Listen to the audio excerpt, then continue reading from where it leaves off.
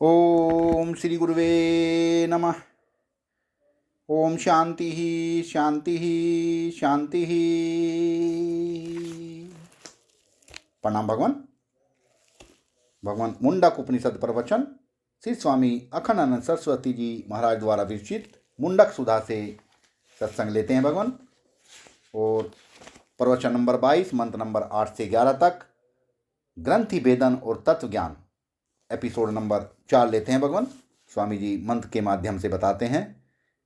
न तत्र सूर्यो भाति न चंद्र तारकम नेमा विद्यतो भांति कुतो अयमग्नि तमेव भांत मनु भाति सर्वम तस्य भाषा सर्व इदम विभाति। न तत्र सूर्यो भाति, ये सूर्य देवता मां नहीं चमकते। सूर्य भी जहाँ अंधेरा बन जाता है, सूर्य भी जहाँ अंधेरा बन जाता है, इतनी रोशनी है कि सूर्य जहाँ अंधेरा बन जाए। देखो महाराज, खूब अंधेरा घर हो और उसमें एक तेल का दिया जला दो तो टिम टिम कर रहा है। इसी बीच में वहाँ 100 वाट पावर का बल्ब जला दिया। अब क्या हुआ कि वह दिया तो टिमटिमा रहा है कोने में, उसकी कोई पूछ ही नहीं है। उसके बाद समझो 1000 पावर का बल्ब जला दिया, तब क्या हुआ, 100 वाला गया। तो यह तो ऐसा है कि उसमें यह सूर्य भी अंधेरा हो जाता है। वाह भगवान वाह, सूर्य भी अंधेरा हो जाता है। वाह भगवान वाह, अर्थात अपने स्वरूप के अंदर तो सूर्य भी अंधेरा है। न तत्र सूर्यो भाति न चंद्र तारकम इति किम वक्तव्यम। वहाँ चंद्रमा और तारे नहीं हैं। असल में ऐसे बोलते हैं कि आँख से दिखती है दुनिया, तो आँख को जब सूर्य की रोशनी मिलती है तब न देखती है, और वाणी बोलकर चीज़ों को बताती है, यह घट है यह पट है। तो अग्नि रहे तब न बतावे, गर्मी से बताती है वाणी। और मन जो है वह यह सोचता है, यह दोस्त यह दुश्मन कब सोचता है, जब चंद्रमा रहे तब ना। चंद्रमा रहे का मतलब कुछ खाए पिए रहो तब। यह चंद्रमा का मतलब बिल्कुल खाना पीना है। यह औषधियों वनस्पतियों में अमृत का संचार करने वाला चंद्रमा है। तो मन का देवता चंद्रमा है। इसका अर्थ हुआ कि जब खा पी कर स्वस्थ रहोगे, भूखे भजन न होए गोपाला। 5-7 दिन उपवास करके फिर सोचने के लिए बैठो कि आत्मा पंचकोश से परे है और क्षुधा पिपासा से मुक्त है। हे भगवान, नहीं चलेगा। तो चंद्रमा का रस माने औषधि, और अन्न का रस जब मन को मिलता है तब वह सोचने में समर्थ होता है, और शरीर में गर्मी रहती है तब वाणी बोलने में समर्थ होती है, और सूर्य की रोशनी रहती है तब आंख देखने में समर्थ होती है। तो यह तो तीनों गए, भौतिक हुए। इसका अभिप्राय हुआ कि औषधि अन्न रस से तो मन बना, शरीर में जो गर्मी है ऊष्मा है उससे बोली निकलती है। गर्मी कम हो जाए तो आवाज़ बंद, और सूर्य की रोशनी हो तो आंख देखती है। इसका मतलब है कि ब्रह्म वह चीज़ है जिसको आंखों से नहीं देखा जाता, जिसको जीभ से नहीं बोला जाता, जिसको मन से ध्यान नहीं किया जाता, जो आंख के भीतर बैठकर आंखों को रोशनी दे रहा है, जो जीभ के भीतर बैठकर जीभ को बोलने की ताकत दे रहा है, और जो मन के भीतर बैठकर मन को सोचने की ताकत दे रहा है, यह जो आत्मा है अपना, उसको ब्रह्म बोलते हैं। वाह भगवान वाह। न तद भाष्यते सूर्यो न शशको न पावक यद गत्वा न निर्वंते तद्धाम परमम। आओ अपने धाम में।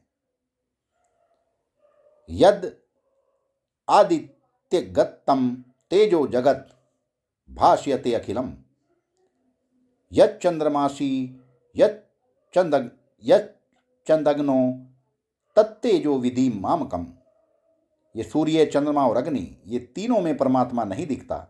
इसका अभिप्राय यही है कि मन से, वाणी से और नेत्रादि बाह्य इंद्रियों से परमात्मा का साक्षात्कार नहीं होता। नेमा विद्युतो भांति कुतो अयम अग्नि। ये जो दुनिया को दिखाने वाली विद्युत है, तत्र विद्युतो न व्युधोतन। केन उपनिषद में वर्णन है कि पर ब्रह्म परमात्मा का जब ध्यान करने लगते हैं तब ऐसे लगता है कि जैसे बिजली कौंध जाती हो। अरे वह यक्ष के रूप में आया तो बिजली कौंध रही है। हृदय में। बोले उसकी रोशनी में परमात्मा नहीं दिखता। उस रोशनी को जो देखने वाला है सो है। अग्नि से परमात्मा का ज्ञान नहीं होता। अग्नि जिससे दिखती है सो है। तमेव भांतम अनुभाति सर्व तस्य भाषा सर्विदम विभाति। वह जब चमक रहा है, जब मैं चमक रहा है, जब आत्मा है, वह सब कुछ मालूम पड़ रहा है। आत्म ज्योति से ही संपूर्ण वस्तुओं का साक्षात्कार हो रहा है। माया दिखे चाहे ईश्वर दिखे, और दुनिया दिखे, दोष दिखे, दुश्मन दिखे, धन दिखे, सब अपने ऊपर है। इसी से बोलते हैं कि जिसको तुम मैं मानते हो उसकी हत्या ब्रह्म हत्या है। वाह भगवान वाह। इसी को बोलते हैं कि जिसको तुम मैं मानते हो उसकी हत्या ब्रह्म हत्या है, जिसको आत्मघात बोलते हैं। जिससे आत्मज्ञान मिले उसको मारना भी ब्रह्मघात है। तो ब्राह्मण को मारना, गुरु को मारना, वेद का नाश करना ब्रह्मघात हुआ। जिससे ब्रह्म ज्ञान होए उसको नष्ट करना ब्रह्मघात है। और सबसे बड़ा अपराध आत्मघात है। जो अपने को तुम कामी, लोभी, क्रोधी, मोही, अज्ञानी समझकर करता, भोक्ता, परिच्छिन्न, अपने को पापी, पुण्यात्मा, संसारी समझ करके जो दुनिया में तुम इस निर्मल वस्तु को तुम पापी समझ रहे हो, निर्मल ब्रह्म को पापी समझ रहे हो, इस कर्म से आलिप्त असंग को तुम पुण्यात्मा समझ रहे हो, इस स्वम सुख स्वरूप को तुम दुखी समझ रहे हो, सुखी समझ रहे हो, तो दुखी सुखी नहीं है, वह स्वम सुख है। यह सबके आधार को तुम जाने अनजाने वाला समझ रहे हो, इसी का नाम आत्महत्या है। ऐसूर्या नाम ते लोका अंधेन तमसावृत्ता तांसते प्रते प्रत्ये अभिगच्छन्ति ये के च आत्मनो जना। तो तस्य भाषा सर्विदम विभाति। इस आत्म ज्योति से ही संपूर्ण विश्व प्रकाशित हो रहा है। यह होवे तो सब मालूम पड़े, न होवे तो कोई मालूम नहीं पड़ता। इसलिए अपने आत्मा के महत्व को समझो और अपने स्वरूप का साक्षात्कार करो। यह है क्या कि ब्रह्म एव इदम मर्तम पुरस्ताद ब्रह्म पश्चाद ब्रह्म दक्षिणतः च अंतरेण अद च्योधर्व च परसतम ब्रह्म वेदम विश्वइदम वरिष्ठम। ब्रह्म वेद मर्तम पुरस्ताद एक समुद्र उमड़ रहा है आत्मज्योति का, एक ज्योतिर्मय समुद्र। ब्रह्म वेदम मर्तम पुरस्ताद, यह हमारे सामने क्या है? बोले यह अमृत ब्रह्म ही है। इदम पुरस्ताद, यह जो सामने मालूम पड़ रहा है हमारी सर्व इंद्रियों से। यद यक्षोमणि श्रोत्राभ्याम तदत तद अद ब्रह्मेति भाव्यते। जो जो कान से सुनाई पड़ता है, जो जो आँख से दिखाई पड़ता है, जो जो त्वचा से छुआ जाता है, जो जो नाक से सूंघा जाता है, जो जो जीभ से बोला जाता है, जो जो स्वाद आता है, जहाँ जहाँ चलो सोई परिक्रमा, जो जो करो सोई पूजा, वह यह अमृत ब्रह्म ही सामने है। ब्रह्म पश्चात, पीछे भी ब्रह्म है, और ब्रह्म दक्षिण चोत्तरेण, दाहिने भी ब्रह्म है और बाएं भी ब्रह्म है। अधर्व सोधर्व च प्रसतम, नीचे भी वही है और ऊपर भी वही।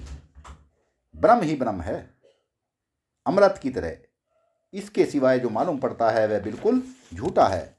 ब्रह्म एविदम विश्वइदम वरिष्ठम, यह वरिष्ठम ब्रह्म जो सर्वोपरि ब्रह्म है, जीव में वर्णीय जिससे बढ़कर और कोई नहीं है, वह ब्रह्म ही इस विश्व के रूप में भास रहा है। ब्रह्म प्रत्यय सर्वो अविद्या मात्रो रज्वामिव सर्प प्रत्यय है। जैसे रस्सी को सांप समझना एक अविद्या का प्रत्यय है, इसलिए पर ब्रह्म परमात्मा के अतिरिक्त किसी देश को, किसी काल को, किसी वस्तु को, किसी व्यक्ति को ब्रह्म से अतिरिक्त समझना अविद्या मात्र है। इसलिए ब्रह्म वेकम परमार्थ सत्यम, इसलिए एकमात्र ब्रह्म ही परमार्थ सत्य है। इदि वेद अनुशासनम, इसका नाम वेद अनुशासन है। अब तीसरा मुंडक प्रारंभ होगा। 21 मंत्र और बाकी रह गए हैं, तो 3 तो दिन तो 8-9 रह गए हैं, तो हो जाएगा। स्वामी जी इस तरह से दूसरे मुंडक का प्रथम खंड समाप्त करते हैं। सत्संग को विराम देते हैं भगवान। आगे का सत्संग कर लेंगे। प्रणाम भगवान।